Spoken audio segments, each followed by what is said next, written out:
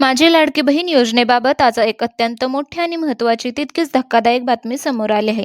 एकीकडे रक्षाबंधनला महिलांच्या खात्यात थेट 3,000 रुपये जमा होण्याची जोरदार तयारी सुरू असतानाच दुसरीकडे सरकारने एक कडक इशारा जारी केला आहे.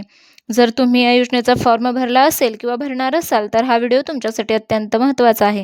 कारण एक लहान चुकीमुळे किंवा खोट्या माहितीमुळे थेट जेलची हवा खावी लागू शकते आणि फसवणुकीचा गुन्हा दाखल होऊ शकतो. काय नियम आहे हा आणि सरकारने कोणता इशारा दिला आहे तर चला सविस्तर जाणून घेऊया. सर्वप्रथम आपण आनंदाच्या बातमीबद्दल बोलूया. आगामी रक्षाबंधनाचा सण लक्षात घेता सरकार राज्यातील पात्र महिलांना मोठी भेट देण्याच्या तयारीत आहे. 2 महिन्यांचा एकत्र हप्ता या महिलांचे अर्ज मंजूर झाले आहेत. त्यांना जुलै महिन्याचा प्रलंबित हप्ता आणि ऑगस्ट महिन्याचा चालू हप्ता एकत्र दिला जाणार आहे.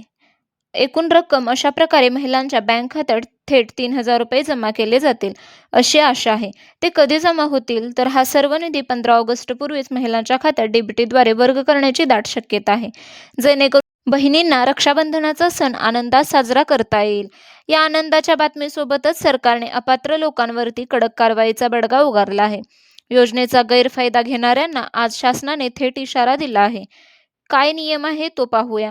जर एखादी महिला किंवा कुटुंब या योजनेच्या अटी व शर्तींनुसार इनएलिजिबल म्हणजेच अपात्र असेल, तरी त्यांनी चुकीचा मार्ग निवडला तर काय होईल हे समजून घ्या.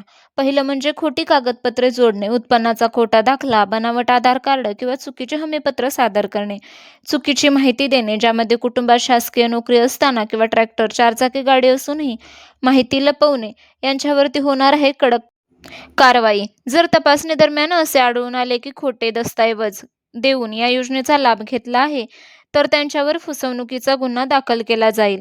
तर एवढेच नाही तर त्यांना शिक्षा देखील भोगावी लागू शकते. तसेच लाभापोटी घेतलेली सर्व रक्कम सरकार व्याजासह वसूल करणार आहे. तर महिलांनी आणि अर्जदारांनी काय काळजी घ्यावी? तर अर्ज करताना कोणत्या गोष्टींची काळजी घ्यावी? केवळ खरी माहिती भरावी. तुमच्या कुटुंबाचे वार्षिक उत्पन्न 2.5 लाख रुपयांपेक्षा कमी असेल तरच अर्ज करा आणि योग्य तोच दाखला त्याला जोडावा.